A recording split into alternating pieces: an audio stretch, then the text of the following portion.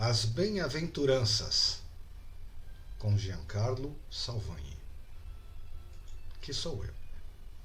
As Bem-aventuranças estão no começo do Sermão da Montanha, que pegam os capítulos 5, 6 e 7 de Mateus. É um resumo, é a proposta propriamente dita, e a partir daí Jesus vai explicar a sua doutrina.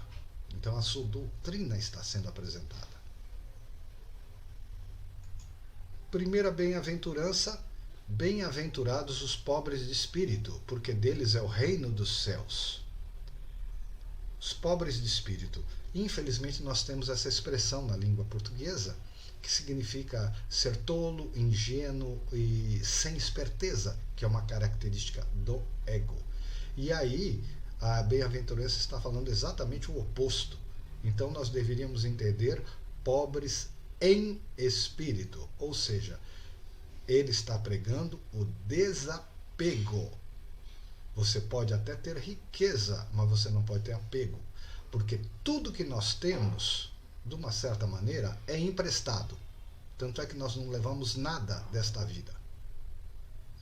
Então essa é a razão de partilhar, a importância de partilhar. Então nós temos também que confiar na providência divina. No Evangelho, a viúva que doa as únicas moedas que tinha, ela confia plenamente na providência divina. E nós não confiamos porque nós nos sentimos separados de Deus, nós esquecemos quem nós realmente somos.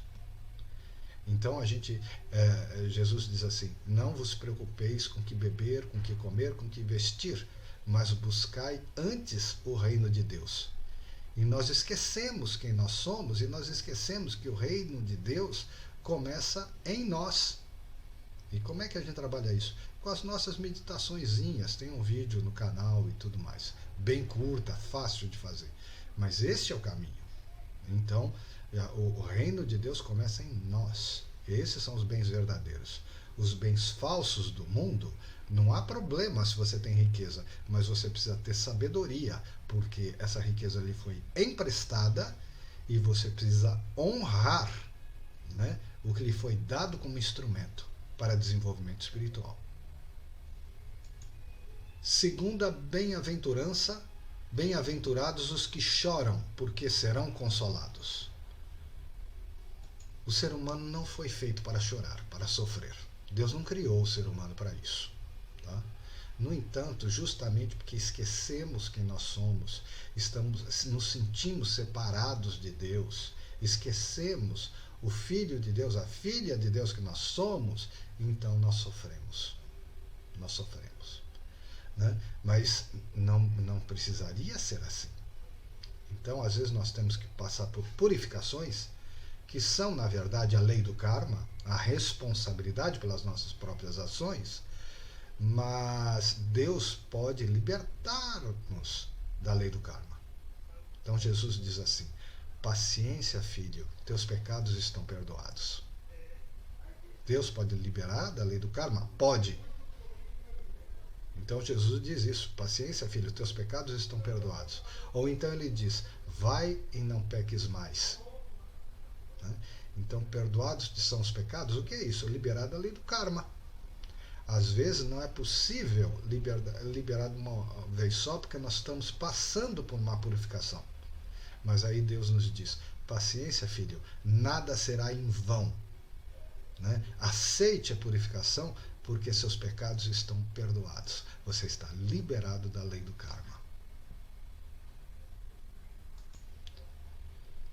Terceira bem-aventurança: bem-aventurados os mansos, porque herdarão a terra. Os mansos. E aí nós temos um problema muito sério, né, do ego, da nossa condição humana. Nós somos extremamente reativos. Né? E o Evangelho nos ensina a dar a outra face, a não responder o mal com o mal. Né?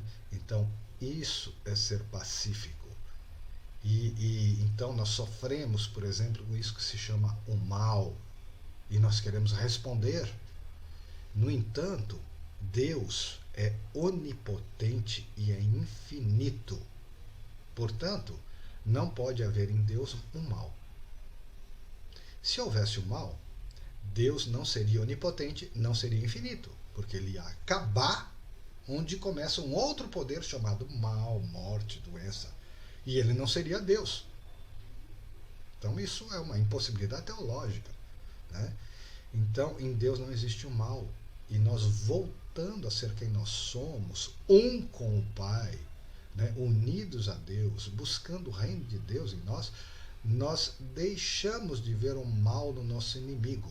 Porque do ponto de vista de Deus, não existem inimigos.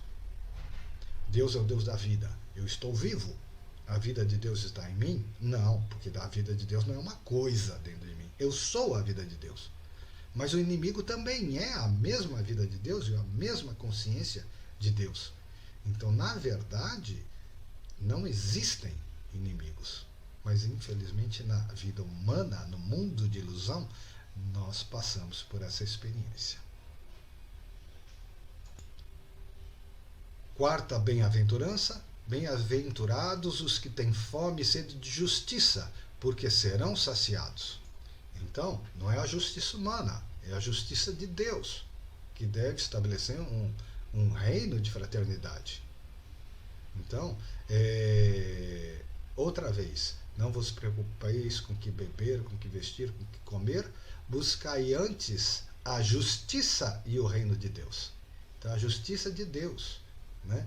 O que é correto, que é a lei do amor. Quinta bem-aventurança: bem-aventurados os misericordiosos, porque alcançarão misericórdia. Pois é, se na anterior nós tínhamos que olhar para dentro e buscar Deus, agora, com o exercício da misericórdia, nós temos que olhar para fora e deixar que Deus, através de nós, nossa verdadeira natureza, através de nós, como se nós fôssemos uma janela, Deus se manifesta no mundo. Se manifesta como a caridade. A caridade verdadeira não sou eu, assim, como eu sou bonzinho, como eu sou espiritual. Não, isso não é a caridade verdadeira. A caridade verdadeira é quando Deus age em nós. E não há recompensa. A recompensa é o amor que se sente, a conexão com Deus. Então, misericórdia e caridade são coisas que andam juntas. É muito difícil dizer onde começa uma e onde começa a outra. Então nós temos que ser uma janela para Deus, agir no mundo como misericórdia. Por isso São Francisco de Assis dizia: fazei de mim um instrumento. Sexta bem-aventurança: bem-aventurados os puros de coração, porque verão a Deus. Justamente São Francisco de Assis talvez seja um dos melhores exemplos do coração puro. É difícil, quase impossível para um ser humano ter um coração verdadeiramente puro. Então, que ele seja puro até onde é possível para um ser humano. O problema é que o mundo não gosta do coração puro, despreza e taxa a pessoa de coração puro como tola, ingênua. E, no entanto, o maior tesouro que uma pessoa pode ter na vida é um coração mais puro, que não seja tão maldoso, tão invejoso, tão ambicioso e assim por diante. Então, ter o coração puro talvez seja difícil, né? Mas manter a pureza de coração. Por isso que Jesus fala assim: quem for como uma dessas criancinhas, somente quem for como uma dessas criancinhas poderá entrar no reino dos céus. Mas ele disse como uma criança. Ele não diz que a gente tem que se comportar de maneira infantiloide. Ele diz assim: quem não for como um desses pequeninos não entra no reino dos céus. Isso é o coração puro. Na verdade, o nosso coração também não é puro, porque nós somos insatisfeitos, incompletos e queremos preencher o vazio que a gente sente com os desejos do mundo. um vazio interminável, a gente quer preencher então com prazeres, poder, né? Dinheiro, comida, bebida, drogas, sexo. A gente quer preencher e não vai conseguir preencher nunca. Por quê? Porque esse vazio é infinito. O vazio é infinito porque o vazio pertence a Deus. Somente Deus pode preenchê-lo. E Deus é amor. Então o sentido da vida é amar.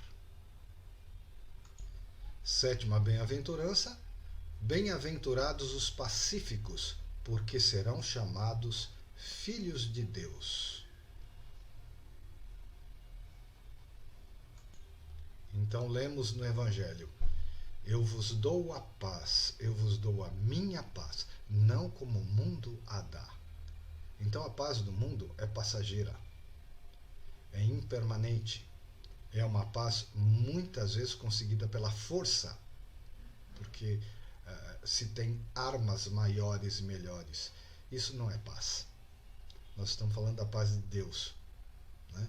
Então ser pacífico, retomando a outra bem-aventurança, é não ser reativo, né? A bem-aventurança dos mansos é não ser reativo e reconhecer que o inimigo não existe, o inimigo não é nosso inimigo. Então Jesus diz: ore pelo seu inimigo, para que ele desperte, para que ele saia do estado de ignorância e do estado de sofrimento. Ore, promova a paz, orando. Oitava bem-aventurança: bem-aventurados os que são perseguidos por causa da justiça, porque deles é o reino dos céus.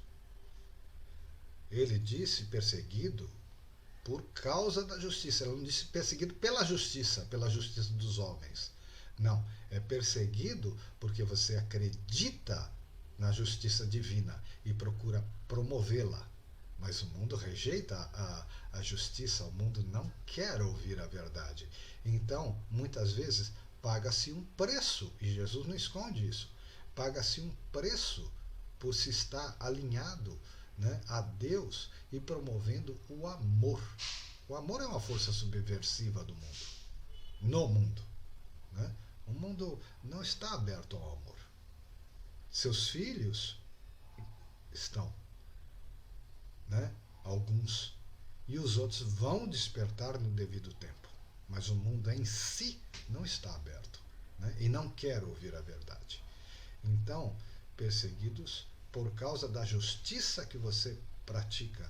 Então você é bem-aventurado e já está no portão do reino dos céus. A partir daí, nós temos, muitos dizem que nós temos a nona bem-aventurança. Eu já não considero, porque veremos mais tarde que a nona bem-aventurança, ele está propondo como aplicar todas as outras anteriores. Em nome de mim, é o que ele diz. Então ele já começa a colocar a aplicação da doutrina que ele apresentou. Então por isso que eu estou apresentando 8 bem-aventuranças. Claro que eu estou apresentando de uma maneira muito breve, né? Nos cursos a gente desenvolve o tema de cada uma das bem-aventuranças, porque é de uma importância fundamental, é o coração do Evangelho, né? A partir daí ele explica as bem-aventuranças no Sermão da Montanha, e o Sermão da Montanha como um todo constitui a doutrina do Cristo. Então é um ponto central, né?